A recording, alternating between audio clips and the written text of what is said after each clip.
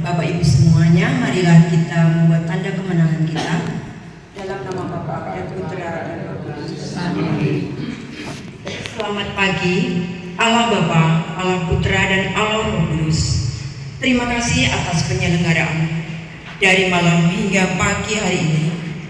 Kami bersyukur atas kesehatan yang boleh kami rasakan, sehingga kami pada hari ini bisa berkumpul bersama-sama dengan oma, opa, bapak, ibu di sekolah lansia.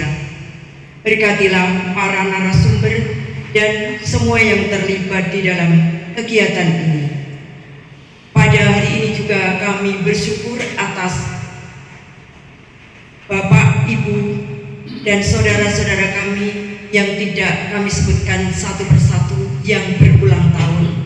Kiranya Engkau memberikan berkat serta rahmat serta perlindungan untuk hari-hari selanjutnya. Bapa, berkatilah kami semua agar acara pada pagi hari ini dapat berjalan dengan lancar sesuai dengan rencana-Mu. Kemuliaan kepada Bapa dan Putra dan Roh Kudus, seperti pada permulaan, sekarang, selalu, dan sepanjang segala abad. Amin. Terpujilah nama Yesus, Bunda Maria, dan Santo Yosef. Sekarang dan selama-lamanya. Santo Albertus Agung, Doakanlah kami. Santo dan Santa pelindung kami semua. Doakanlah kami. Dalam nama Bapa dan Putra dan Roh Kudus. Amin. Saya Istiani MPSI, M itu Magister Psikologi. Nah, beliau dari Yayasan Nala dan Binus University. Nanti beliau akan memperkenalkan diri secara personal. Monggo silakan Ibu Dr. Cornelia Istian MPSI. Selamat pagi, Opa-Oma. Selamat pagi. Semua. Saya rasanya happy banget bisa di sini. Nanti kita bernostalgia, Bapak Ibu. Kenapa saya merasa happy di pagi ini di sini? Izin memperkenalkan diri sebentar, jadi. Saya Istiani, biasa dipanggil. Lahir di Kediri, Bapak Ibu. Iya, Bapak Ibu mungkin sudah tahu Gereja Katolik Posaran. Dan saya dari situ. Gereja Katolik Posaran itu, saya lahir di sana. Lalu mengembara ke Jakarta dan menyelesaikan kuliah sampai S3 itu di UI. Ya, jadi menyelesaikan psikologinya di UI dan sempat ke Minnesota 1 semester, hampir setahun. Nah, setelah Maret kemarin, saya itu pensiun dari BINUS, tapi ngajarnya masih. Jadi pensiun dari BINUS, kemudian karena tipikal orang yang tidak bisa berhenti bekerja, tidak bisa diem, lalu saya dan beberapa teman membuat Yayasan Nala. Itu kita pengennya mengakomodasi kebutuhan anak-anak muda sekarang, karena kita punya gap ya soal leadership.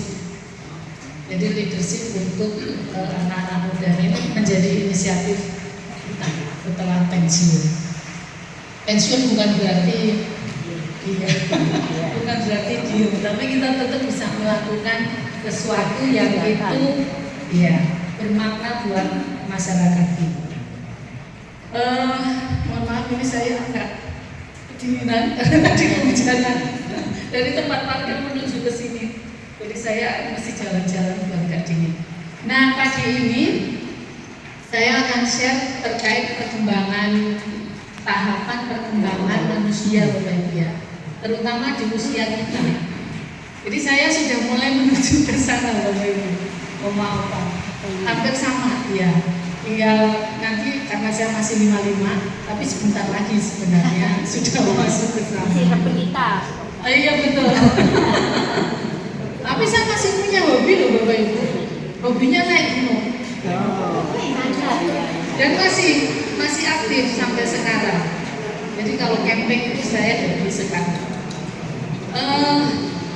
Saya kasih judulnya ini Oma-Opa, Integrity versus Despair.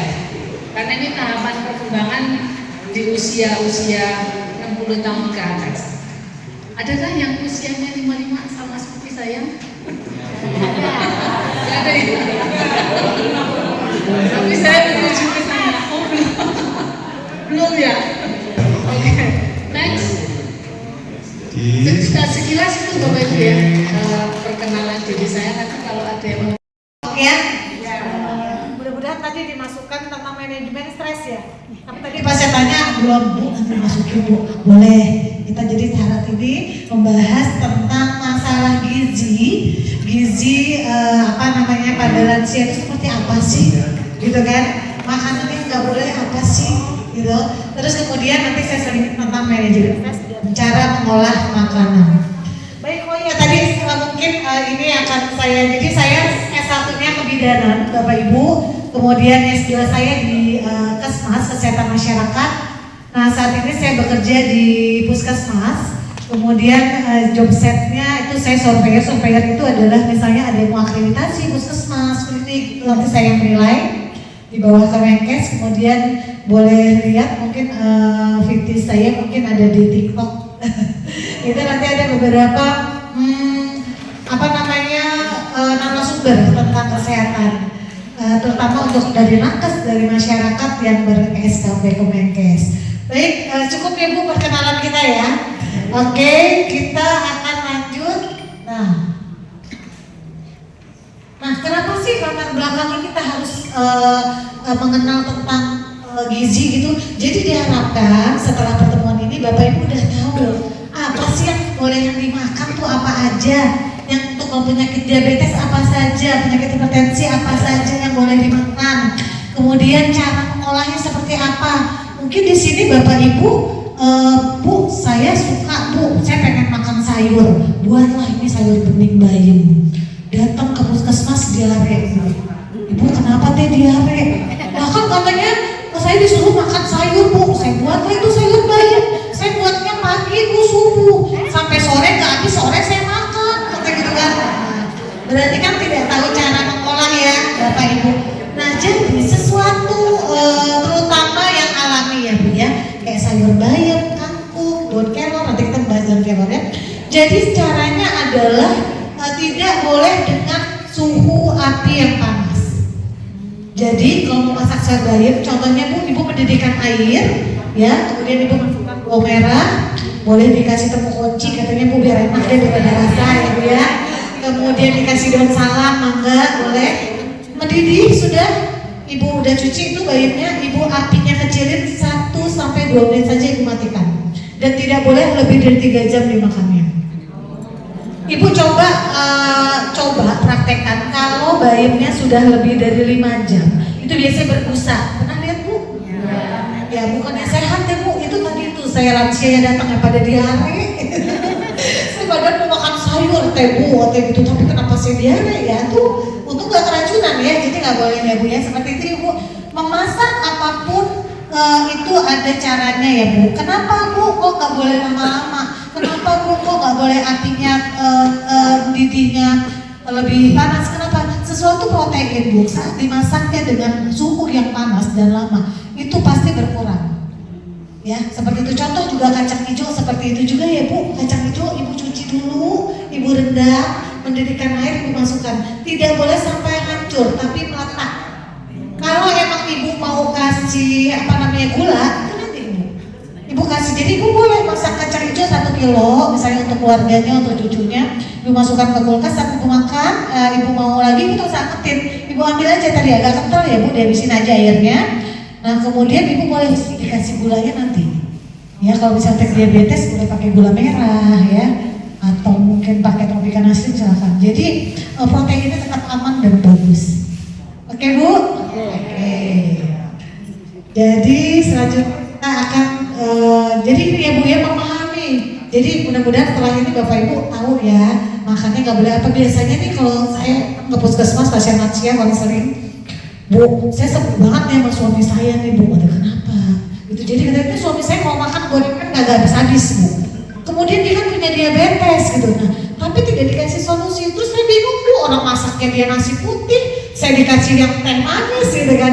Jadi semua ada solusi ya. Jadi untuk diabetes itu apa sih, ganti nasinya apa aja. Jadi gak harus kaku-kaku amat. Jangan sampai gak boleh makan ini itu, akhirnya gulanya naik Bu. Jangan salah Bu, kita stres itu Bu, menaikkan gula Bu. Hipertensi naik juga, jadi udah enjoy aja dijalani. Ya tapi kita punya solusi lainnya ya, jadi gak kaku-kaku amat lah ya. Jadi kalau untuk menurut WHO definisi lansia itu ada lebih dari 60 tahun. Kenapa sih gizinya harus bagus? Kenapa? Karena kan perubahan pada lansia beda. Kalau dulu mungkin ibu jalan dari rumah ke pasar kuat ya Bu ya. Kalau sekarang istirahat dulu. Dulu mungkin lari bisa, sekarang jalannya pelan-pelan gak apa-apa Bu. Tapi tetap ibu jangan apa-apa naik motor, apa-apa naik mobil. Jadi kita nanti akan kembali ke zaman dahulu Bu. Jadi nanti planningnya Indonesia Sehat Emas itu adalah di setiap rumah diharapkan kalau memang ibu misalnya punya tanah lebih ya, kan kalau sekarang kita nanam sayuran bisa pakai hidroponik ya Bu, atau memang misalnya punya rooftop, misalnya lantai 2 atau 3, itu nanti Bu diharapkan semua masyarakat Indonesia itu tinggal ngambil, ada daun singkong tinggal petik, cabai tinggal petik, enak ya Bu ya, papaya tinggal petik tuh ya, jeruk nipis tinggal. Sekarang kan udah banyak ya Bu ya hidroponik yang gak terlalu besar tapi dia buahnya lebat. Diharapkan nanti ETK akan seperti itu. Coba ibu lihat kalau ke pasar ya, ibu beli sayur yang super Indo. Saya pernah coba, itu kenapa sayurnya kok enggak, saya taruh kulkas kok enggak, enggak layu-layu.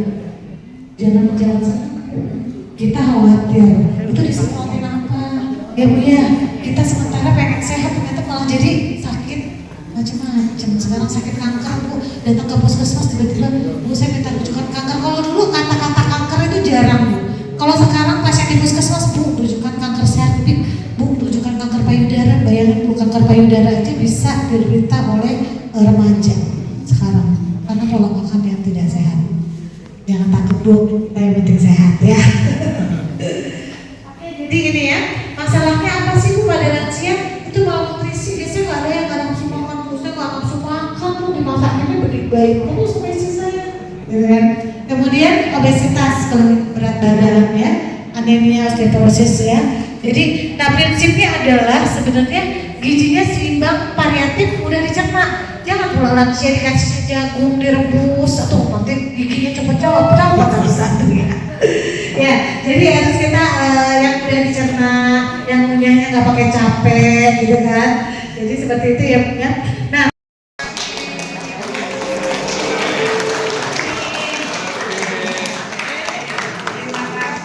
kita meninggalkan ruangan ini, kita berdoa Tuhan untuk perjalanan hidup kita di hari ini dan hari esok.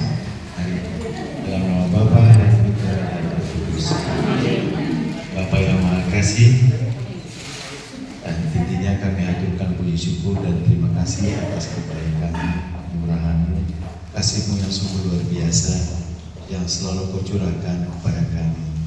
Istimewa pada pagi hari ini kami sungguh bersyukur kami boleh berkumpul bersama, belajar bersama, bersukacita bersama melalui kegiatan belajar lansia pagi. Semoga semua ilmu pengetahuan yang sudah disampaikan narasumber Dr. Isti maupun Dr. Fitria sungguh-sungguh bermanfaat bagi kami, bagi masa depan kami dan juga kebahagiaan kami. Sebentar kami akan pulang kembali ke rumah kami masing-masing. Kiranya berkat-Mu juga menyertai kami semua agar kami boleh sampai di rumah kami kembali dalam keadaan sehat selamat, berkumpul dengan keluarga kami yang kami kasihi, dan kami boleh menjadi berkat bagi keluarga kami, bagi siapa saja yang kami jumpai dalam kehidupan kami. Semua doa ini kami serahkan ke dalam tangan-Mu dengan mengantar Yesus Kristus Putra-Mu Tuhan Sang Juru Selamat kami. Amin. Bunda Maria dan Bapak Yosef, doakan kami. Amin. Dalam nama Bapa dan Putra dan Roh Kudus. Terima kasih semuanya Ibu Bapak. Barang-barangnya jangan sampai ada yang ketinggalan. Kita ketemu lagi 1 bulan ke depan ya. Sehat selalu, semangat, sukacita.